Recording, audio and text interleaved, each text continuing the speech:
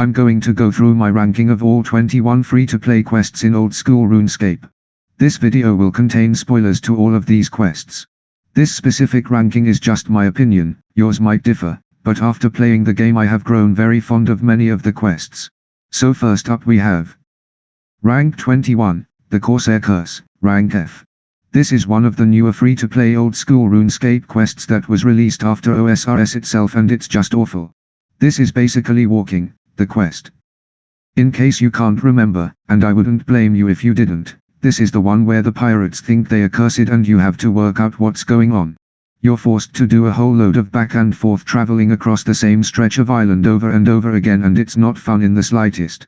There are 5 pirates on the island that you need to talk to, and the quest won't continue until you talk to specific ones at specific times. So you're just stuck in this loop of running back and forth between each pirate, and it takes forever to get through. You can't access the bank on the island until the quest is complete, which makes it all take so much longer. Additionally, the ship on the island takes you back to Remington. So if you do happen to need some supplies from your bank, like food or weapons, then you'll have to once again spend a bunch of time traveling. It's an absolute slug of a quest, and it isn't fun in any way, shape, or form. And when you do finish it, all you get is 2 quest points and access the Cove's bank, which I think is just spiteful. Rank 20, Doric's quest, Rank E. There are a few quests that consist of pretty much nothing but gathering materials. Of them, Doric's quest is by far the most boring. Doric wants 6 clay, 4 copper ore, and 2 iron ore. You get them and bring them to him. And that's it. That's the quest. This is more of an introduction to the dwarven mines than an actual quest itself. You could even just go into Doric's cabin with the materials to start and finish the quest in one conversation. Back before the Grand Exchange, I think that this was actually a useful quest to have in the game. Since you need 15 mining to mine iron ore, and because Doric's cabin is right outside the dwarven mines, it makes sense that you'd go inside and train your mining up. Doric even gives you a pickaxe if you don't have one. But now, this quest simply consists of at most a walk to the Grand Exchange to buy the materials, and then a walk back. By completing the quest you do get access to Doric's anvils. But they are so out of the way that I don't think I've ever used them in all my time playing RuneScape. You are however rewarded some decent mining experience, so it's not worth doing, it's just not a good quest. Rank 19, Romeo and Juliet, Rank E. Let me first say that I would never want this quest to be removed from the game. It's been in RuneScape since its inception. It's a part of this game, and starting a new account wouldn't feel quite the same way without it. And I have many fond memories of playing RuneScape, and this quest is included in them. That said, it is such a nothing quest. You're just a courier between characters, delivering letters, and fake poison, and plans to different NPCs. Thankfully all of the key players are in Varrock, so you're not traveling too far. It's no Corsair Curse. But there's still not a lot of fun to be had. Since its original creation, extra cushions and gags have been added. For example, you're now able to drink the cadaver potion itself and get knocked out because of it. But to be honest, these only serve to drag the whole thing out longer. As a side note, I have only just now realized that cadaver berries are so named because consuming them turns you into a cadaver. Yes, I am stupid. But finding the cadaver berries always feels like such a chore, because I can never remember which side of Varrock they are on. Look, I love seeing Romeo in Varrock, him wandering into the general store and whatnot. But this quest is lame. Also, completing it rewards 5 quests points, whereas Dragon Slayer, that's right, Dragon Slayer only rewards 2. So that's weird. Rank 18, which is Potion, Rank E. This is another material gathering quest. But there's a bit more to it than Doric's quest. Hetty the Witch needs 4 ingredients to make a potion that will increase your magic. Gather these ingredients and you're set. All 4 ingredients can be found relatively closely to Hetty. She needs an onion, an eye of newt, some burnt meat, and a rat's tail. I will say that I don't like that before starting this quest rats won't drop anything, but after starting it they suddenly drop rat tails. It feels like they are bending the rules to suit the quest just a little bit. It's somewhat contrived. Also, back in the day you couldn't use cooked meat with a fire to get burnt meat like you can now. So once your cooking level became too high, it became literally impossible for you to burn the meat that you needed, meaning you had to go to Varrock Marketplace to buy burnt meat like a loser. You get some okay magic experience as a reward, but it's a pretty forgetful quest. Rank 17, Rune Mysteries, Rank E. This is another courier quest, but it's a reasonably short one. You start with Duke Horatio in Lumbridge Castle, then you go to Seedrider at Wizard's Tower, then to Auberry in Varrock, and then you go back to Wizard's Tower. And then you're done. Quest complete. I do find the story surrounding the talisman, and the old Wizard's Tower is somewhat interesting. Completing this quest allows you to unlock the rune crafting skill. Don't underestimate how big of a deal this was upon release. Before rune crafting was ever a thing, people needed to either buy or find all the runes that they wanted to use. So there was a lot of excitement about this new skill when it first came out. So this quest is more of a tie-in to the skill of rune crafting than an actual quest. It's more like a backstory to the skill. So while it's pretty lackluster now, it definitely gets some bonus points for how exciting it was back in the day and for being so lore building. But even this doesn't help with just how boring it is. Rank 16, Sheep Shearer, Rank D. I don't know why, but I really enjoy Sheep Shearer. There's just something so pleasant about its simplicity. You shear 20 sheep, spin the wool into balls, and then give them to Farmer Fred. That's it. But it's just so nice to do. It's a calming quest for the casual noob. It's there to remind you that not all the problems you'll face in the game are complex. Sometimes you just need to shear some sheep to get the job done. It's also a good introduction to crafting, and it rewards you with some okay experience in the skill. It's nice. That said, I don't think I can say it's a great quest. There's not a lot of meat to it. I do like the thing in the sheep field though, and it always gives me a laugh to see it. It is one of the first quests that spring to mind of when I think of OSRS, but you would feel a little silly describing it to someone, and sillier still trying to defend it as some underrated quest. Rank 15, Imp Catcher, Rank D. Imp Catcher has you killing imps to collect 4 differently colored beads for Wizard Misgog. What I like is that, unlike the Rat's Tail for Witch's Potion, the beads are available at all times in the game. And they can actually make you a decent bit of profit after this quest is completed, because you won't need them again, at least not in F2P. Imps are scattered about Misthalin in various places, but the Karamja volcano is the best place to hunt them down because there are so many there. But since this is a novice quest, I doubt you'd even have gone to the Karamja volcano in your adventure, so you wouldn't know, unless you looked up a guide. I do like the quest, and it does get you out and about, but again there isn't really much to it.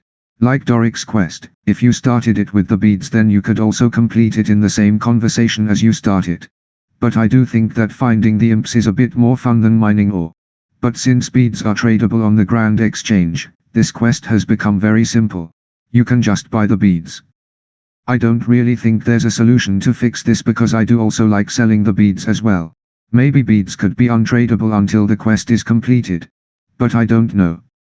It's one of the more fun material gathering quests, but at the end of the day you're just collecting beads from level 2 creatures. And there's nothing more frustrating than when you just need one yellow bead to finish your set but the imps just keep dropping every other color.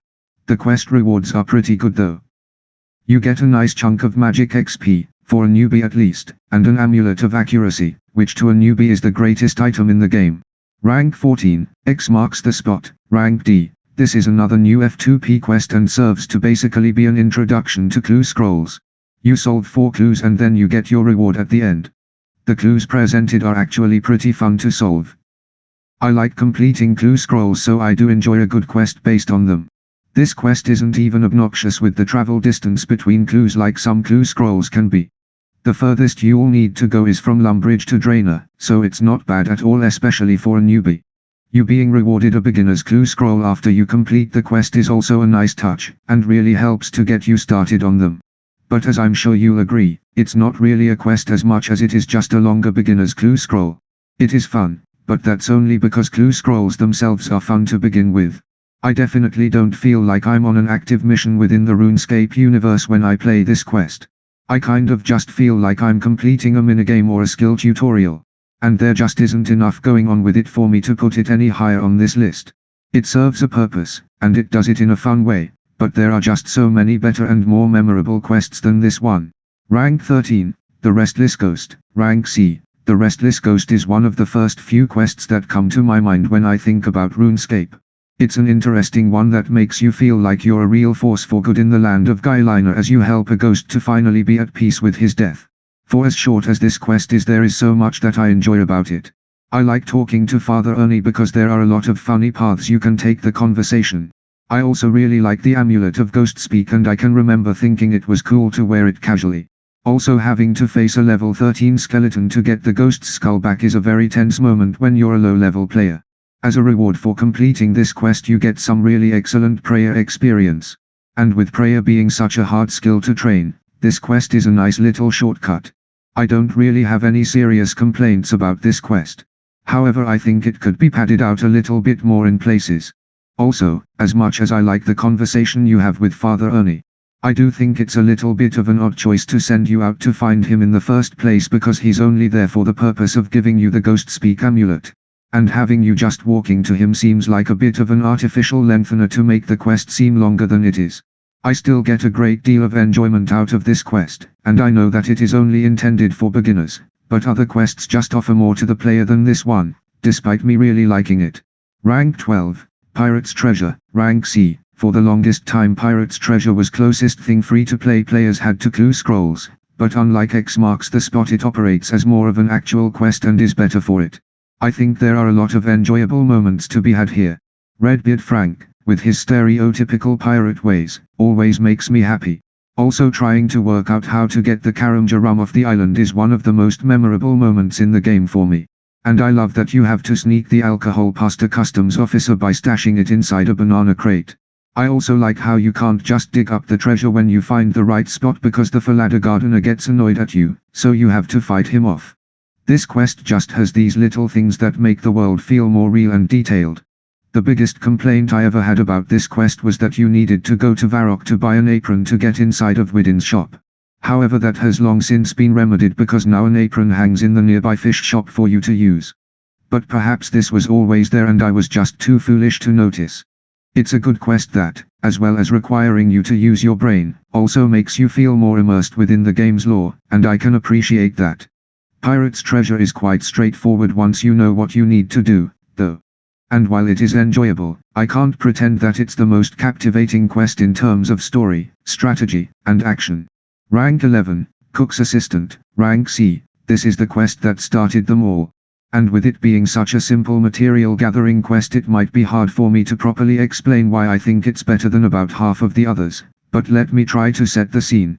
So you've finished Tutorial Island and you're not quite sure what to make of the game yet. You've got your noob items, a bronze hatchet, a small fishing net, your tinderbox etc, and you touch down in Lumbridge. You're new to the game, so you don't know which way is up or down. But you decide to take a look around the immediate area, and that's when you see the castle.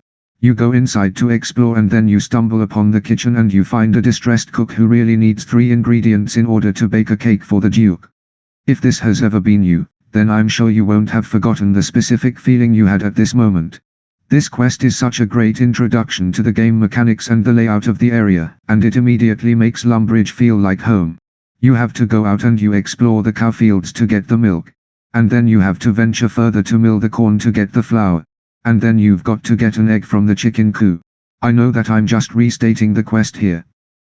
But I'm doing that because it's the quest itself that is the reason why I like it so much. I know that's not a great explanation, but it's the best I can do. If you just don't what that feeling I described feels like, then you simply won't understand my point. Just know that this quest made 10-year-old me feel like I was truly a part of the RuneScape world, and I love it for it. And this quest is iconic with the fanbase and well loved, despite it not consisting of very much. And though I really can't place it higher on the list for what it is, and maybe I am biased for letting it get this high up, I do think fondly of it. The Cook's Assistant is perfect for what it is, a proper introduction to RuneScape. Rank 10, Goblin Diplomacy, Rank C. So it might seem odd that Goblin Diplomacy has made it this high on the list when, on the surface, there doesn't seem to be a lot to it. One of the things I enjoy most about this quest is the banter between the Goblin generals as they argue which color armor they should have for their army. I also love the design and location of the Goblin village, and it's a great place for a newbie to train because of the large amount of goblins present. In a strange way, what I think works the best with this quest is the fact that you actually have to do a lot of traveling to fetch the dice. Now, as you've probably guessed, I'm not a huge fan of quests that force you to walk back and forth between places. That's why quests like the Corsair Curse and Romeo and Juliet are so low down on this list. But I feel like it works well with Goblin Diplomacy because it serves as the punchline. Every time you return to the goblins with a new set of armor in their requested color, they suddenly decide that they don't like it, forcing you to have to travel back to Draenor, or the Grand Exchange, to get more dye. It's a frustrating moment, but it's a funny kind of frustration. You sort of laugh at the audacity of the game, which I think was the intended effect.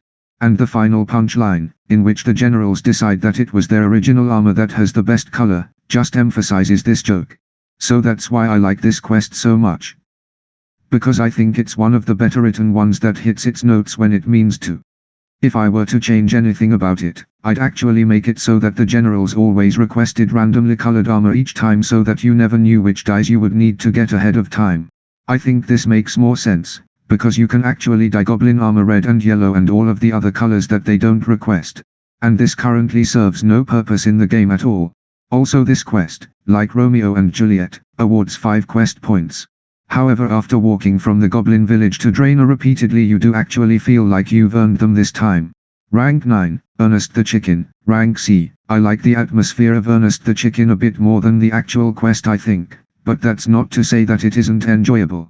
After so many quests requiring you to endure great treks across the land to meet small ends, it's nice that the entirety of Ernest the Chicken takes place inside of one building, Draenor Manor.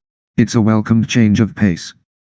This quest tests your ability to problem solve and has you exploring every nook and cranny of the manor in order to find the machine parts that the professor needs to change Ernest back into a human. Poisoning the fish food to retrieve a part from the fountain is an iconic moment in my mind, as is digging up the key to unlock the door with the skeleton. But I feel like the basement lever puzzle is something that you either like or dislike, and I like it, though in a frustrated sort of way. It definitely wasn't a puzzle that younger me could do easily, and I would usually need to look up a guide. The design of Draenor Manor is really cool, and you get to see a lot more of it here than you do in Vampyre Slayer, because the nature of this quest has you exploring it. In particular, I enjoy the floating chairs, which are apparently a jab at the player's inability to ever sit down in the game. I think that, just for the atmosphere alone, this quest has rightfully climbed to the number 9 spot. However, I wouldn't put it any higher because it is one of the ones that becomes a bit stale after the first few times. And whenever I have a new account, I find myself enjoying the idea of Ernest the Chicken quite a bit more than doing the actual quest. Rank 8, Vampyre Slayer. Rank C, Vampyre Slayer, or as it used to be known, Vampyre Slayer, is one of the 3 F2P Slayer quests. To me, the 3 Slayer quests form a bit of a trilogy, and Vampyre Slayer is unfortunately the worst one between them. And don't get me wrong, this is a good quest that I look forward. But there's just not enough to it. And I do think that that was kind of intended. It's not a complicated quest, and it's not trying to be. All you need to do is get some information from Dr. Harlow and then go and kill the vampire. As the title implies, it's a Slayer quest, but I don't think it has enough of setup to get away with how short the quest actually is. And Demon and Dragon Slayer both offer so much more than Vampyre Slayer does, so it kind of sticks out as that uninteresting Slayer quest. You don't really get a sense that Draenor is in actual danger from the Count. Morgan really doesn't sell the village's peril well. He just kind of mentions it's a problem. And the trip to Varrock to see Dr. Harlow is fine. Not good, not bad, just fine. I do like that garlic weakens the Count. And the crypt looks really spooky with its red and black color scheme, which doesn't entirely make up for how little of the manor you do explore in this quest, but it goes some way to keep your interest. And I enjoy how the Count rises out of the coffin, and it is a unique fight to have. I just wish there was more to the quest, a little more of a build-up and a better execution. You don't even go back to Morgan to finish the quest, it's just completed upon defeating the Count. I will say that the attack XP you get as a reward is really good. So that's nice. And I do actually like this quest, despite all the flaws I've just mentioned, but I just remember it feeling bigger than it actually is. So I think that this is a good place in the list for Vampyre Slayer. It's enjoyable, and is kind of a big moment when you're a low level, but its shortness impacts much of the spookiness that could have been had. Rank 7, The Knight's Sword. Rank B, I really like the plot of The Knight's Sword and its pacing throughout. From hearing of the Squire's dilemma, to baking the red pie for Thurgo, to mining the Blurite ore, it's a wonderfully satisfying quest to go through every single time. This is certainly the most Faladorian quest you have available in F2P. You build a better sense of the location, and get to learn more about the city of White Knights throughout this quest. The story also ties into dwarven history, in particular that of the Ikando dwarfs.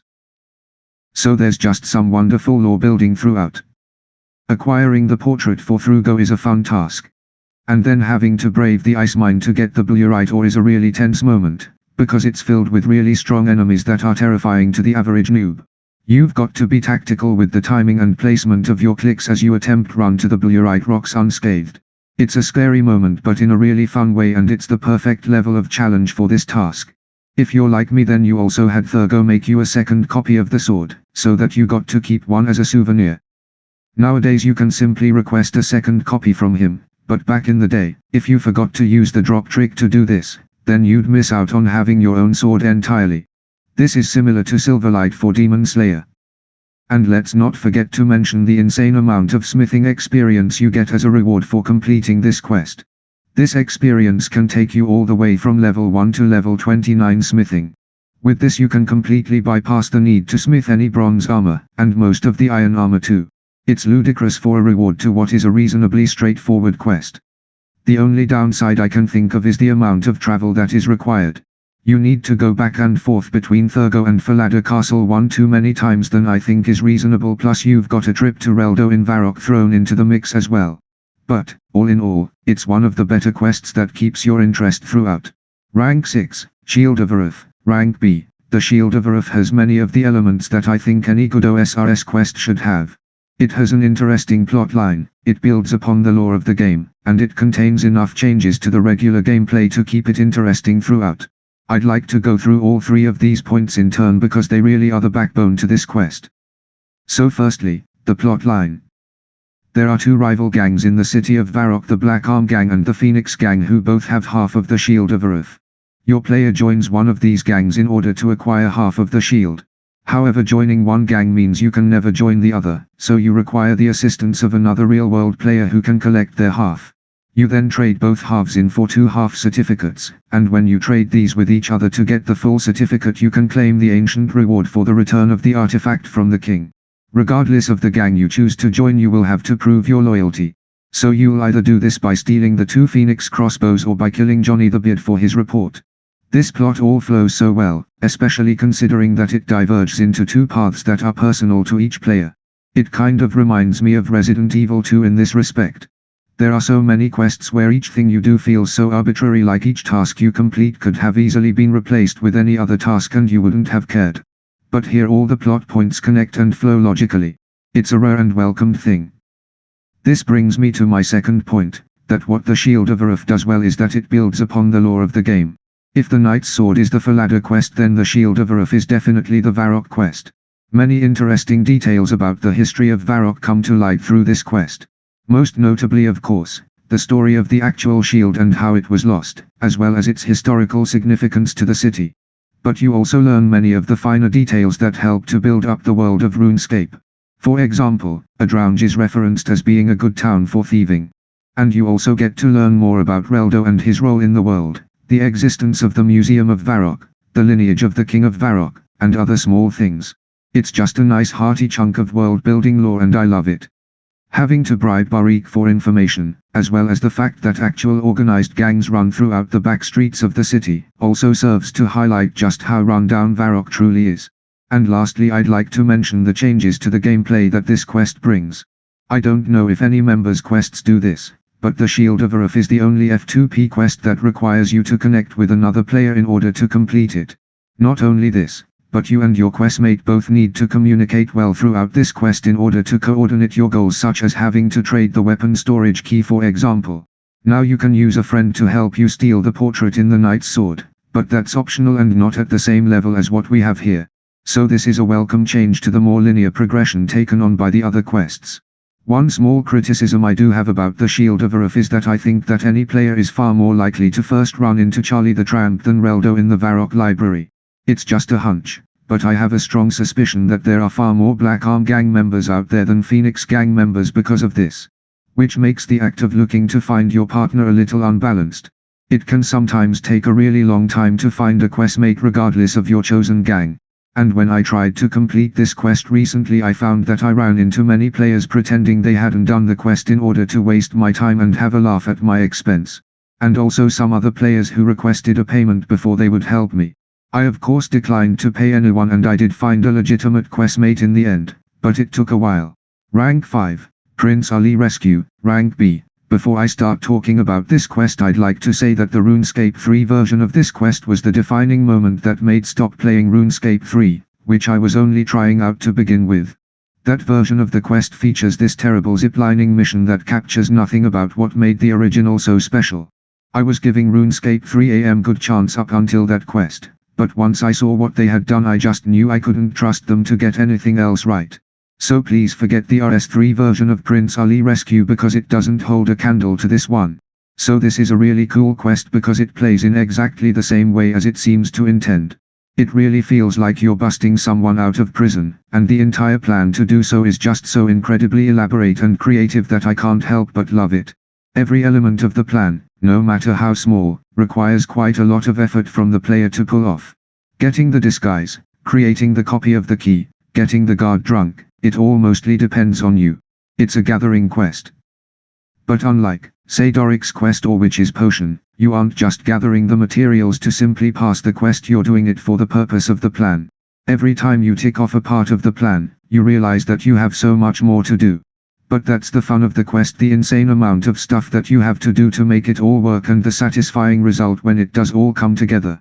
And when you do get something to go right, like acquiring the skin paste, or the wig, or tying up Lady Kelly, then it really makes you feel good. Like you really are a master jailbreaker. If you haven't played this quest, then I implore you to do so without the use of the Grand Exchange. The GE is great for many things, but you just won't get the same satisfaction if you simply buy all of the required items ahead of time.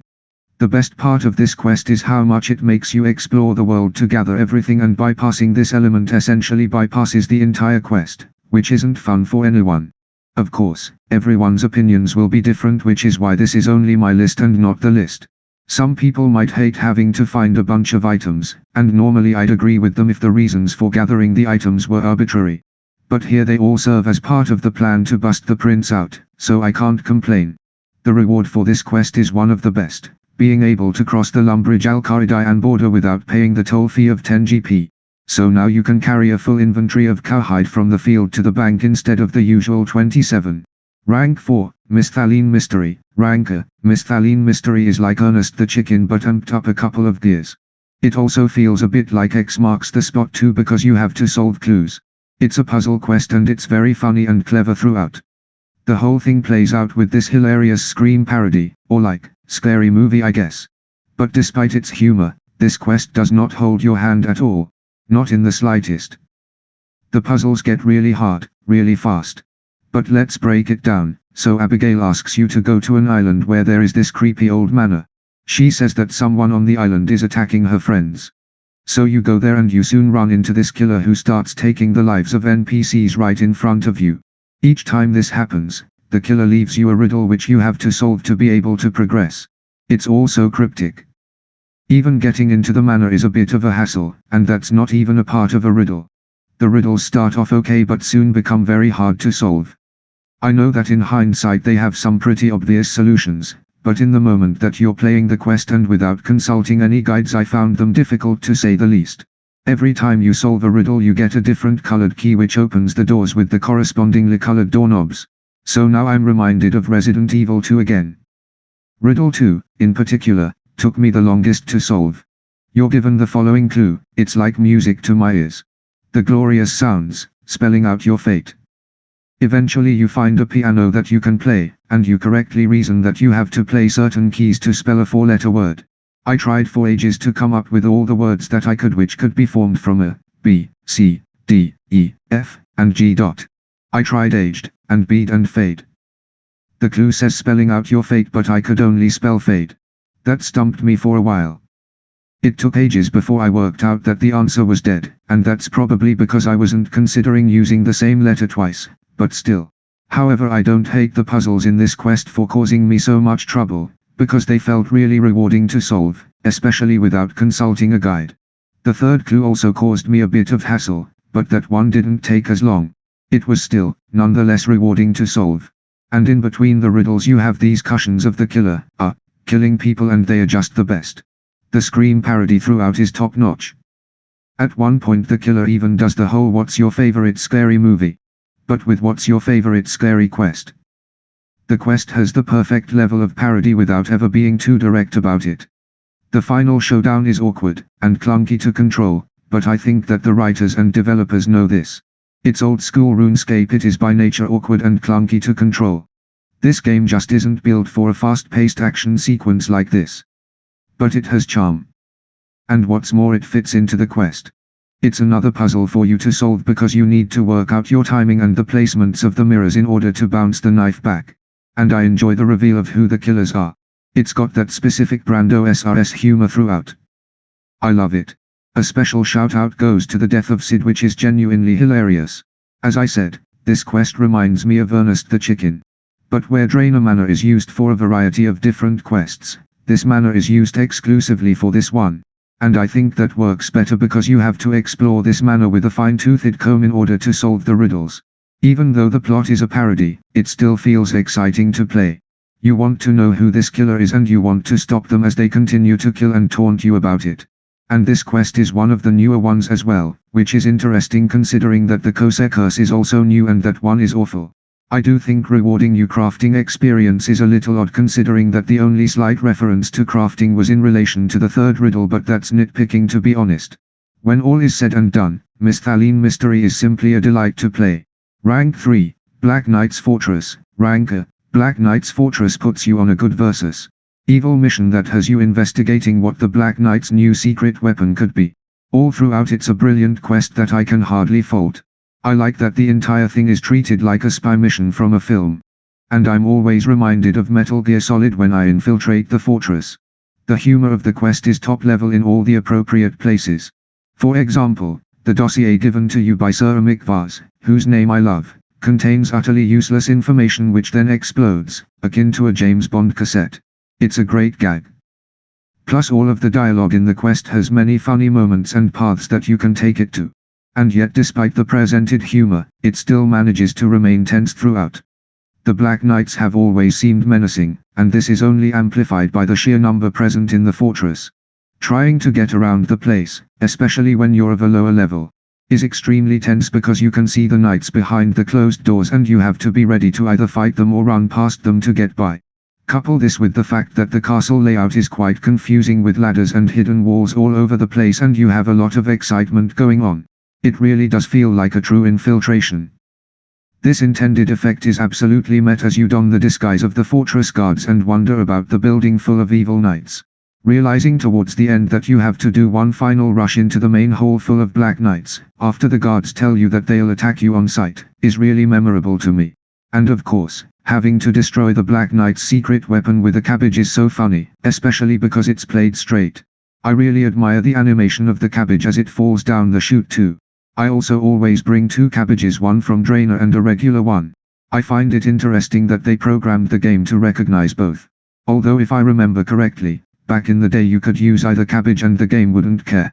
I also appreciate how this quest doesn't have you needlessly running around. The ladder is located close to the Black Knight's fortress, which makes the story seem more realistic. It's easier to imagine the two places fighting each other since they are in such close proximity. And the required items are all easily obtainable from close by. The cabbages are found in the monastery and the disguise you can smith by mining or from the mines. It feels well thought out. Black Knight's Fortress may not be a hard or long quest by any means, but it's got so much more character than most others that it rightfully earns the number 3 spot. Rank 2, Demon Slayer. Rank S. This quest has nearly everything you could ever want: a prophecy, a cool sword, a hero called Wally. All throughout writing this list I was confident that I would end up putting Demon Slayer at the number 1 spot. Obviously I'll talk about why Dragon Slayer made first place in a minute, but it was a very close call. And that's because Demon Slayer, as an experience, doesn't slack in any area. It's a straight up adventure from the start to the end. There's not a dull moment in it. The Gypsy's prophecy, collecting the keys, fighting the demon. It's all so fun and rewarding. In particular, finding the 3 keys is just the best. Finding each one is a challenge, but these challenges are varied enough to keep it interesting. Even just talking to Captain Rovin requires some effort from the player because you have to select the right dialogue options to convince him to give you his key. Washing the key down the drain and then going through the Varrock sewers is iconic. And no matter how many times I've done this, I can never remember where it washes down to. I usually end up going through all of the sewers, facing stronger and stronger enemies, only to eventually find out that the key is in one of the first tunnels you can see. But it's all part of the experience. And getting the key from Treborn is no problem because the 25 bones you need can simply be farmed from the nearby goblin fields. And all of the dialogue with each character in this quest has many different options, and I love having that freedom in the conversations. Also, I'd like to mention that I love how each key is designed differently. It's a nice touch that I appreciate. When you do finally get the keys, and Sir Prizin hands you Silverlight from the case, it feels like a really big moment. But an even bigger moment follows directly after this as you complete your journey from Varrock Castle to the Stone Circle. As you're walking directly south to your battle with the demon, it feels like you truly are on a quest in real life. It's a powerful moment. The fight with the demon is wonderful. I think they designed Delrith really well, and the cutscene is done brilliantly as it shadows the flashback we saw with Wally earlier. And I like that you have to fight the Dark Wizards first. It makes the situation just feel so much more real, because the wizards know that Delrith is at his weakest when he's first summoned and they want to delay you. And then you use Silverlight to weaken the demon, and you hope that you get the incantation right to truly defeat him. This part is the best because it relies on your memory or on you writing the incantation down, but either way you can really mess up here by saying the wrong words because he'll just regain his health. On top of that, the incantation is different for each player. So you can't just look it up online. You have to play the quest as it was intended, which is always the best way. Of course, what's great about this quest is that, not only do you finally get to see what that stone circle is all about, but you get to have your revenge against the dark wizards that, in all likelihood, have probably killed your lower leveled noob self one too many times. Silverlight is also a really cool sword, and coupled with the knight's sword you've got yourself a nice collection going. A lot of people might think that this is a beginner quest, which it is, but it pretty much has to be because it's F2P. It's true that Delrith isn't particularly strong, being only level 27. But that itself plays into the story. He's weak because he's just been summoned. But I get it. It feels like a big deal in the moment, but the stakes are relatively low. And I suppose that's why Dragon Slayer takes the cake. Demon Slayer is a great quest because the entire thing is an adventure containing fun and unique moments. Rank 1, Dragon Slayer I, Rank S. How could this not be the #1 quest? Well, as I said, Demon Slayer was very close to taking the first position. But the more I thought about it, the more I came to realize that Dragon Slayer has everything that Demon Slayer has, but so much more. There's a reason why people love this quest so much, and why it spawned a sequel, and that's because it is the best. Completing Dragon Slayer is like your graduation from F2P. Once you do it, and you finally equip that rune plate body, then you're officially in the big leagues. And I think that it was intended to be the last, or one of the last, quests that you do, because you need a large number of quest points to enter the Champions Guild in the first place. Dragon Slayer requires so much from you. You're going to need to work really hard to make everything come together. It's kind of like Prince Ali Rescue in that respect, but instead of simply gathering items you're off doing major tasks which are individually substantial enough to be quests themselves. Getting the map pieces is similar to acquiring the keys in Demon Slayer, but simply put, it's done better. Each map piece is a small quest on its own. The best of the 3 tasks for the map pieces is Melzer's Maze, which is this really cool stone maze full of creatures that you have to kill to get different keys to open different doors. As you progress through the maze, the creatures grow stronger and stronger. In fact, the strongest, a lesser demon, is only 1 level less than Elvarg. Melzer's Maze is itself at about the same level as a standard quest, but in Dragon Slayer it is all just for 1/3 road of a map piece. Then you get the next map piece by carrying really specific items to that weird door in the Dwarfen Mines. And again, this is akin to simple gathering quest, such as Doric's quest, but here it's just an element of the super quest that is Dragon Slayer. And of course we all remember Wormbrain and having to pay 10000 GP because you suck at magic. But the very fact that you do have the option to use telekinetic grab if you're able to is great, because it puts more control into the player's hands. Plus you find out that he's in the Port Sarim jail by first visiting the Goblin Village. So Dragon Slayer really brings together a lot of the previous quests you've done either directly, in theme, or by revisiting their location. And this just emphasizes how Dragon Slayer is the overarching quest for all the other F2P quests. Once you have the map pieces, actually getting to Crandor presents a big problem because your ship is a captainless wreck. You have to once again put the effort in to repair it, and then you go recruit Ned to be your captain. Ned is probably the best character in the quest, and I'm glad he has more to do in the world than just making ropes and wigs. When you crash onto the island you'll have to climb the volcano and then get yourself through a dungeon filled with enemies, before you reach Elvarg. Elvarg is a free-to-play player's only opportunity to fight a dragon and it's awesome. She just looks so menacing, with her level 83 combat. And I love her green design. It really feels like you're facing a dragon. And when you do manage to defeat her, you literally tear off her head to bring back as proof. It's brutal but you feel like it's well deserved. Fighting and defeating Elvarg for the first time is a moment that I think we all remember. The split second after you land that last hit is the exact moment that you feel ready for membership. I'd regard it as the most iconic moment in all of free-to-play. You just defeated Elvarg the dragon. The combat experience you get as a reward for this quest is phenomenal, but it's nothing compared to how you feel to finally equip the rune plate body. Dragon Slayer is the best free-to-play quest in all of RuneScape.